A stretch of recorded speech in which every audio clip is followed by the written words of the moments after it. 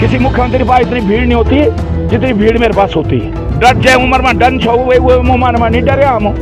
अब ये बूढ़ा ना डन बार नए लड़के जो अभी नेट चलाना नए नए मोबाइल लिया होगा जिनको अता पता नहीं है बोले यार हर से दल बदलो। अरे दल बदला तो तेरे को तो नुकसान नहीं हुआ। तुमको हमारा रुद्र पे आकर कोई कह दे कि दल बदल गया तो तुम्हारे मेरे दल बदलने से हरक सिंह की राजनीतिक हत्या होने से मैं बहुजन समाज पार्टी में गया तो मेरी हत्या हुई ना। अंकिता की हत्या हुई तो उसमें भाजपा का नेता लाल कुआं में बेटी के साथ बलात्कार होता है तो उसमें भाजपा का नेता युवा बोले महिला बोले बहन बोली बहन बोली बुजुर्ग बोले जीत गया भाई जीत गया जीतेगा भाई जीतेगा जीतेगा भाई जीतेगा। कि जिस तरह बद्रीनाथ की धरती ने अयोध्या की धरती ने भाजपा के घमंड को चकनाचूर किया, मुझे पूरा भरोसा है कि जिस केदार की धरती का अपमान कि जिस केदार धरती का यात्रा हो अग्निवीर हो पेपर लीक हो अंकिता भंडारी के स्वाभिमान और उसकी हत्या हो तमाम जो मुद्दे हैं मुझे पूरा भरोसा है कि केदार घाटी की जनता का आशीर्वाद और केदार बाबा का आशीर्वाद इस बार भाजपा के इस जो रावण के तहत जो घमंड हो गया भाजपा को उस घमंड को चकनाचूर करेगा। ये मुझे पूरा भरोसा है। यहाँ परिवर्तन की लहर है। मैं जब बद्रीनाथ गया था तो वहाँ के लोगों के चेहरे पर लोगों के मन मस्तिष्क में एक ही चीज थी कि हमें भाजपा को इस बार उसके गुरूर को उसके घमंड को उसके जो उसका स्वाभिमान तो नहीं कहूंगा जो उसका छलावा है उसकी झूठी बातें हैं झूठी घोषणाएं हैं धोखा है उस सबको चकनाचूर करेंगे। और मुझे पूरा भरोसा है कि केदार बाबा का आशीर्वाद कांग्रेस को मिलेगा मेरे छोटे भाई मनोज राउत को मिलेगा। और जिस तरह माहौल बन रहा है हमारी सारी बहनें हमारे नौजवान हमारे कार्यकर्ता हमारे पास जनशक्ति है हमारे पास भावना है। भाजपा के पास धन शक्ति मशीनरी का दुरुपयोग छल है कपट है और उसके जवाब में हमारे पास सिर्फ अग्नि शस्त्र के रूप में कह सकते हैं जनता का आशीर्वाद है और जनता का आशीर्वाद जीतेगा और भाजपा का घमंड चकनाचूर होगा। सर जो दिल्ली में बोराड़ी में जो मंदिर बनाया था मुख्यमंत्री धामी ने कहा कि हमने उसके विरोध में कानून लाए हैं लेकिन विकास का त्योहार वहां पे मनाएगा। आज उनके मंत्री सौरभ बोगड़ा कह रहे थे कि मंदिर बन सकता है मंदिर बाबा केदार का मंदिर कहीं भी बन सकता है केवल धाम नहीं बन सकता है। मैं एक बात कहना चाह रहा हूं अक्षरधाम बना दिल्ली में किसी का विरोध नहीं था क्योंकि उस समय वहां के किसी नेता ने गुजरात के किसी नेता ने कहा कि भाई जो लोग अक्षरधाम नहीं जा सकते वो दिल्ली में ही अक्षरधाम के दर्शन करें। विवाद क्यों हुआ? विवाद इसलिए हुआ कि आज मुख्यमंत्री चाहे केदार बाबा की कसम खा लें अगस्त मुनि में। अभी मीडिया के कुछ बंधु मेरे से कह रहे थे कि उन्होंने कसम खाई केदार बाबा की कि मैंने तो ऐसे बोला ही नहीं। मैंने कहा भाई उनका भाषण आजकल तो छोटे बच्चों को पता है इंटरनेट पे ट्रू कॉलर पे किसी पे भी व्हाट्सएप पे कहीं भी उनका भाषण उठा के देख लो कि उन्होंने अगर ये नहीं कहा जब शिलान्यास के अवसर मंच से उन्होंने ये कहा कि जो बुजुर्ग जो बीमार लोग जो केदारनाथ धाम नहीं जा सकते हैं वो यहीं केदार बाबा के दर्शन करेंगे।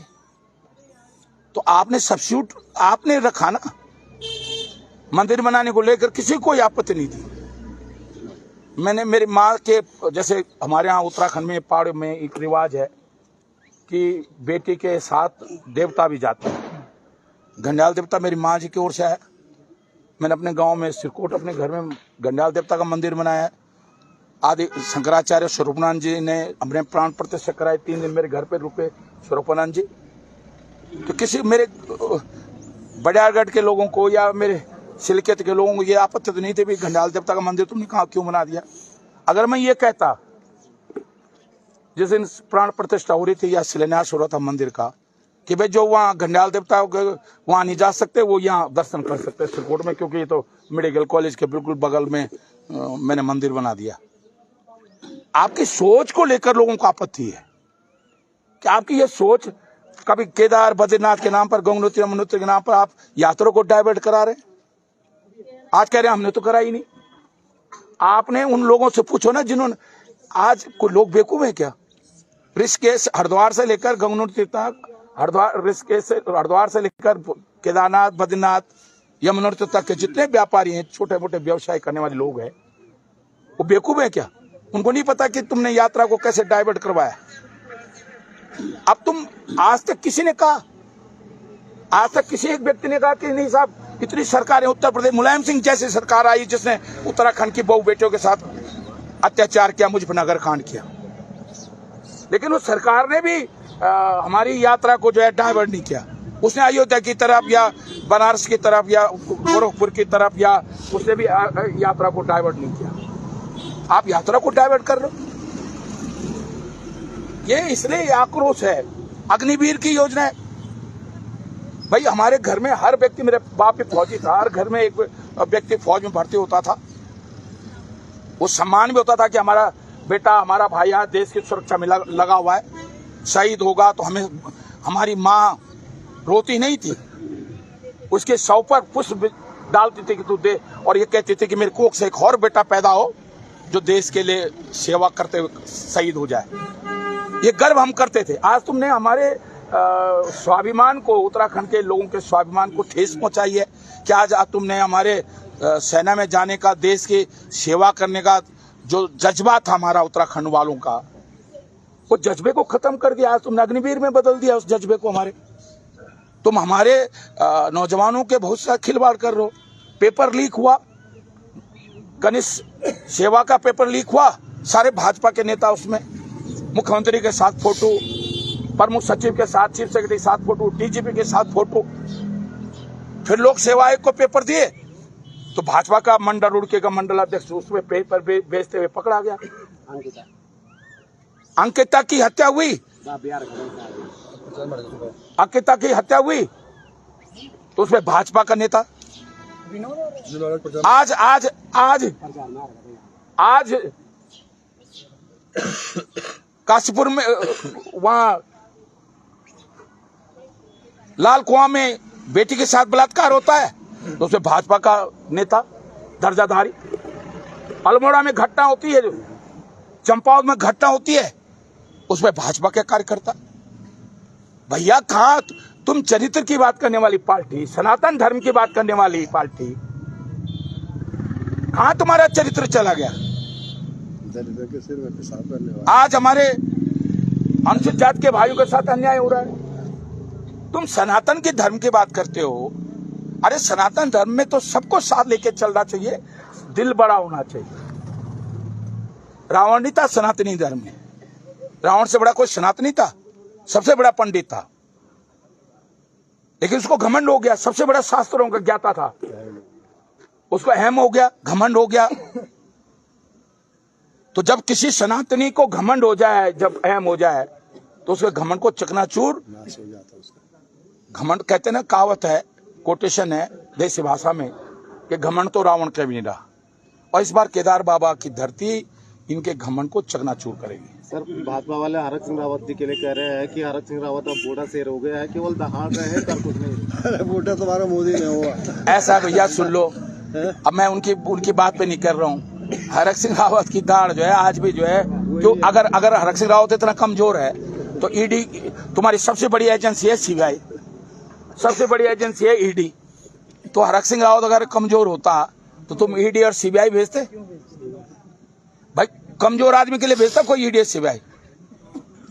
जो सबसे, कहीं ना कहीं लोकसभा चुनाव हो रहा था, तुमने ईडी भेज दी, सीबीआई भेज दी। और मैं तो कह रहा हूं, मैंने ईडी वालों से भी कहा 1 रुपये का, 1 करोड़ तो छोड़ दो, 1 लाख तो छोड़ दो, अगर 1 रुपये का घोटाला निकल जाए, एक पाखरो टाइगर सफारी में गढ़वाल के भले के लिए बना रहा था, लाखों लोगों को रोजगार मिलता, दिल्ली से लेकर कोटद्वार तक, जौलीग्रांट से लेकर कोटद्वार तक इतने होटल बनते, इतने रिसोर्ट बनते, पूरी दुनिया के लोग जो टाइगर देखने के लिए आते वो पाखरो टाइगर सफारी देखने के लिए आते। मेरा जुनून था कि 2/3 हिस्सा पौड़ी जिले का गढ़वाल का हिस्सा जो है कॉर्बेट में है, और दुर्भाग्य से गढ़वाल से जो है कॉर्बेट को व्यापार नहीं मिल पा रहा, यहाँ को लोगों को रोजगार नहीं मिल पा रहा। अगर मैं पाखरो टाइगर सफारी बना रहा था, कुछ लोगों को तकलीफ हुई, कुछ लोगों को लगा भाई ये तो उस ऊंचाई को छू लेगा।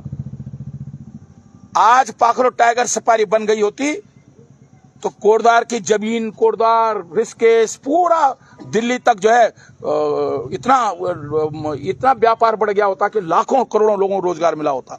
क्योंकि पूरी दुनिया जो है पाखरों में, कॉर्बेट में टाइगर देखने के लिए आती है। पागल है लोग। कहा जाता है कि ईडी सीबीआई ने हरक सिंह रावत की नस्ल की, इसलिए वो दूसरी पार्टी में भेज दिया। अब देखिए, अब ऐसे तो देखिए, सुनो, ये सवाल जो लोग कह रहे हो, ये सवाल उन्होंने मनीष खंडूड़ी से क्यों नहीं पूछा जब मनीष खंडूड़ी कांग्रेस से एमपी का चुनाव लड़ा? मतलब हरक सिंह की बात आई तो सारी कमियां हरक सिंह में निकल जाती हैं। जब खंडूड़ी जी का लड़का कांग्रेस से एमपी का चुनाव लड़ रहा था तब कमी नहीं नजर आई आपको? जब विजय राजा सिंधिया और उनका बेटा माधवराव सिंधिया कांग्रेस से राजनीति कर रहा था तब तो नहीं किसी ने कहा। अभी मेनका गांधी जी और माने सोनिया गांधी जी जो है एक दूसरी पार्टी में, तब कोई नहीं कह रहा।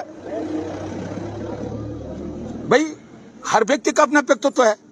अब तुम माना एक चैनल में हो, दूसरा तुम्हारा भाई अगर दूसरे चैनल में चले जाए तो हम कहेंगे कि यार तुम एक ही चैनल में क्यों नहीं आए? अब एक मिलिट्री में भर्ती होता है, एक पुलिस में भर्ती होता है, तो हर व्यक्ति का अपना विचार है। नहीं, कई बार जो है बाहर के लोग मान जाते हैं और घर के लोग नहीं मानते। तो ये कहना पास कोई नस नहीं है। अरे नस होती तो हरक सिंह रावत इतना चिल्लाता। हरक सिंह रावत तो चाहता है कि भेज दो जेल में। तो कहा उन ईडी वालों से, जब मैं अभी बुलाया था उन्होंने मेरे को, जैसे मैंने ईडी के सामने धरना दिया, वो वीडियो बना रहे थे ऊपर में ऑफिस से, तो मैंने कहा भाई छिप छिप के क्यों वीडियो बना रहे हो, सामने आके बनाओ ना। जब उन्होंने तुरंत उसके बाद, मुझे मालूम था जिस दिन मैंने ईडी के घेराव में दाड़ा में वहां, तो मुझे पता था अब सम्मान आने वाला मुझको। तो कह रहे साहब हम तो सोच रहे थे कि आप नहीं आओगे। मैं क्यों नहीं आऊंगा? कह रहे हम जेल भेजेंगे। मैंने कहा मैं तो तैयारी के साथ आया हूं जेल भेजोगे? कोई नेता कोई चोरी चकत्ती डाल के थोड़ी जेल जाएंगे। मैंने कहा भाई एक अच्छे काम के लिए जाएंगे, गढ़वाल के हित के लिए, उत्तराखंड के हित के लिए, नौजवान को रोजगार देने के लिए हम पाखरो टाइगर सफारी बना रहे थे। अगर हमने अच्छा काम किया, और अच्छे काम में अगर देखो, मन चंगा तो कटौती में गंगा। अगर अब मन साफ हो ना तो दुनिया की बड़ी से बड़ी एजेंसियों के साथ आदमी टकरा सकता है। देखो आदमी का मन जानता है। हम आंखें बंद करें, थोड़ी देर के लिए आंखें बंद करें, बचपन से लेकर हमने क्या अच्छा क्या बुरा क्या, आपका मन बता देगा। सबसे बड़ा दर्पण आप नहीं बता सकते कि मैं क्या अच्छा हूं कि बुरा हूं, मेरा मन बता सकता कि मैं अच्छा हूं या बुरा हूं। इसलिए जब मन सही होता है ना, मैं तो छात्रानी से आया हूं, मैंने तो जेल जाना तो मेरे लिए ऐसा है कि एक बार किसी ने कहा आप पे 35 मुकदमे दर्ज है, तो मैंने कहा जो दिल्ली में बैठ के राजनीति करते हैं उन पे होंगे मुकदमे दर्ज। जो सड़कों पे आंदोलन, अंशकालिक टीचर्स का आंदोलन में, सीटे वेतनमान के आंदोलन में, बलि प्रथा धारी देवी में, मुंडेश्वर में बलि प्रथा मैंने बंद करवाई। गढ़वाल में बहुत सारे मंदिरों में जा जाकर मैंने बलि प्रथा बंद कराई। दहेज प्रथा के खिलाफ मैंने बड़े संघर्ष किया। उत्तराखंड आंदोलन के लिए मैंने दिल्ली में 6 साल मेरे उत्तराखंड जनता मोर्चा, जिसका मैं संयोजक चीफ था, आज तक 6 साल दिल्ली में राज्य के निर्माण को लेकर किसी ने धरना नहीं दिया होगा। जिसका मैं चीफ था, गैर राजनीतिक संगठन मैंने बनाया था। रोज हर दिन हर हफ्ते में पार्लियामेंट में प्रदर्शन कराता था। जिस दिन मुजफ्फरनगर कांड हुआ, मैं कोटद्वार के रास्ते जो 145 बसें मेरे साथ गई, 19 पुलिस के बैरियरों को तोड़ते हुए, गढ़मुक्तेश्वर पुल पे पुलिस ने जाम लगा रखा था, उसको उखाड़ते हुए मैंने दिल्ली तक सुरक्षित पहुंचाया। जो मेरे साथ कोटद्वार के रास्ते, नजमात के रास्ते उत्तराखंड आंदोलन में 94 लोग गए। और पौड़ी में माता बहनों ने कहा वापस आके, जब मुजफ्फरनगर कांड हुआ, एक बाप हुआ है जिसने हमें जन्म दिया, एक बाप हमारा हरक सिंह है जिसके कारण आज हम इज्जत हमारी बची है। अपने हाथों से मैंने पुलिस के बैरियर तोड़े। एक लड़ाई इसलिए लड़ता हूं, अंदर से जब आदमी के अंदर सच्चाई होती है ना, सच्चाई सबसे बड़ा शस्त्र होता है किसी मनोबल को बढ़ाने के लिए।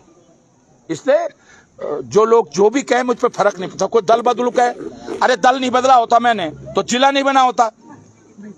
राज्य के लिए हरक सिंह ने दल बदला। भाजपा में बचपन से भाजपा में था। मैंने भाजपा सिर्फ इसलिए छोड़ी 96 में कि उस समय राज्य का आंदोलन चल रहा था। पूरे उत्तराखंड के लोग कह रहे थे, अगस्त महीने में कर्फ्यू लग गया था, पूरे उत्तराखंड के लोग कह रहे थे कि नहीं भाई राजनीतिक दल नहीं चले, ना कांग्रेस ना बीजेपी ना यूकेडी, सिर्फ उत्तराखंड की बात होनी चाहिए। तो मैंने भाजपा छोड़ी उत्तराखंड के लिए और मैंने मायावती को ज्वाइन किया उत्तराखंड के लिए। 4 जिले बना दिए हरक सिंह की कलम से। 97 में जो 4 जिले बने, उसके बाद 24 साल उत्तराखंड बने, वो एक जिला नहीं बना पाए। पोखरी तहसील, गैरसैंण तहसील, श्रीनगर तहसील, घनसाली तहसील, ऋषिकेश तहसील, विकास नगर तहसील, कपकोट तहसील बागेश्वर में हरक सिंह राव ने बनाए। तो हमने तो उत्तराखंड के विकास के लिए कई बार नए लड़के जो अभी नेट चलाना, नए नए मोबाइल लिया होगा, जिनको अता पता नहीं है, वो लिखते हैं हरक सिंह दल बदलो। अरे दल बदला तो तेरे को तो नुकसान नहीं हुआ, तुमको जिला अमाना रुद्रप्रयाग का कोई कह दे कि दल बदल दिया, तो तुम्हारे मेरे दल बदलने से, हरक सिंह की राजनीतिक हत्या होने से, मैं बहुजन समाज पार्टी में गया तो मेरी हत्या हुई ना। लेकिन रुद्रप्रयाग को तो मिल गया ना, जिला मिल गया ना। जखोली को तो तहसील मिल गई ना, उप तहसील थी जखोली। पोखरी नैने सिंह मंडारी तहसील नहीं बनाए पाए पोखरी को, हरक सिंह ने तहसील बनाई पोखरी तहसील। गैरसैंण, जो बड़ी गैरसैंण की बात कर रहे हैं जो लोग, बड़ी बड़ी बातें कर रहे हैं, वो गैरसैंण में एक पटवारी बैठता था, तहसील हरक सिंह राव ने बनाई है गैरसैंण तहसील। तो अगर हरक सिंह के दल बदलने से उत्तराखंड को मिला है ना कुछ, तो हरक सिंह ने जब भी दल बदले अपने स्वार्थ में नहीं बदले, उत्तराखंड के हित के लिए बदले, उत्तराखंड के नौजवानों के हित के लिए बदले, उत्तराखंड के लोगों के लिए बदले। सर, आपको पिछले दिनों एक बाइट वायरल हो रही है जिसमें आपने कहा कि धामी जी मेरे दरवाजे पे खड़ा है। अरे सच बोला, मैं फिर कह रहा हूं, मैं धामी नहीं, इसलिए कि वो प्यारो, जब मैं तिवारी जी की सरकार में मंत्री था, वो कोश्यारी जी के साथ, कोश्यारी जी विपक्ष नेता थे, उनके साथ ओवैसी जी था। अब क्योंकि मंत्री के बाद इतनी भीड़ होती है, आप में से बहुत सारे लोग मेरे पास आए, किसी मुख्यमंत्री के पास इतनी भीड़ नहीं होती जितनी भीड़ मेरे पास होती है। तो वो दिन मेरे मौका नहीं मिलता था, तो वो कई बार फोन कर करके स्टाफ पूछते थे कि रात को मंत्री जब खाली हो जाएंगे, तो रात को 1-2 बजे आते थे वो कुछ काम से, कोश्यारी जी कुछ काम से मेरे पास भेजते थे। अभी मैं जब भाजपा सरकार में मंत्री था तो प्रीतम सिंह जी 10 बार मेरे पास आते थे। एक मामला तो ऐसा हो गया था, मैं मामले को नहीं बताऊंगा, कि प्रीतम सिंह जी ने कहा भाई रावत जी इसकी मदद होनी है, इसमें मदद होनी, मैंने करी मदद। उनके क्षेत्र में श्रम विभाग से साइकिलें, वो सिलाई मशीनें बांटी थी, मैंने कहा नहीं भाई वो विधायक है उनके क्षेत्र में, भले ही भाजपा सरकार का मंत्री था। तो इसलिए मैंने कहा, अभी जब मैं मंत्री था, धामी जी सिर्फ विधायक थे, तो मेरा ऑफिस उनका ठिया होता था। तो ये कोई बहुत ये तो अच्छी बात है ना। जैसे मैं बोलता हूँ मैं सिपाही का लड़का हूँ, मैंने तो घास भी काटा है, लकड़ी भी काटी है, मैंने तो उड़खो भी कूटी, मैं तो जंदरू पीसी, मैं तो एक मानो जो कभी कोदो और कभी गेहूँ पीसी थे, तब स्कूल जनता देवगढ़ स्कूल। हम तो अपनी जमीन को नहीं भूले। अब कुछ लोग सोचते हैं कि साहब मैंने ऐसे बोल के जो है धामी की तोहिन की है। मैं तो मन से कहता हूँ कि मैंने झंगोरा कूटा है, उड़खो कूटी मेरे कोई, मैंने अभी भाषण दे रहा था, मैं किसी को मेरी कोई घास काटूँ तो इतना गड़ो, मैं इतना बड़ो गड़ो जो कि मैं दड़ी जो भाभी यार चाची सर में जन है बच्चे दड़ी जाना हम घास काटूँ तो इतना बड़ो गड़ो लो, मेरी सास गाय देने की देखो वे और सो गड़ो देख कितने बड़ो चढ़ते 4 फूल इंच घास है। तो मैं इसलिए निराई करूँ आँधी में तय, गुड़ाई करूँ आँधी में तय, और मैं स्यूं पर स्यूं लगाऊँ। हमारे एक मेरी माँ जी ने एक बार बोली भले हरसो भले ये गौरी दूर बल जय फूण में हॉल दो वो माना बस 60 जमना न क्यों जमना। मैंने बोली माँ जी वो भुड़ते हलदे छन तो डामर धलना छन, यूँ भाजपा होंगे तरह जने विकास के नाम पर डामर धलना छन। और मैं तो क्यों गौर आदमी तो मैं तो स्यूं पर स्यूं लगाऊँ ये वजह से क्यों भी खूब जमदन 60 खूब जमदन। तो मैं इसलिए कह रहा हूँ कि भाजपा वाले जो डामर धर रहे हैं विकास के नाम पर, इसलिए भैया कोई चिंता नहीं है, जेल जाएंगे तो जाने। आप वैसे भी यार एक चीज सुनो, डर जाए उम्र में डन छो वो उम्र में नहीं डरे हम। आप ये बूढ़ा ना डन, आप तो ये सोच लेंगे जेल चले आए, ये सोचेंगे कि जैसे 60 साल के बाद सनातन धर्म में क्या होता है, बानप्रस्थ होता है ना, तो उसको बानप्रस्थ समझ लेंगे, समाज के लिए बानप्रस्थ समझ लेंगे।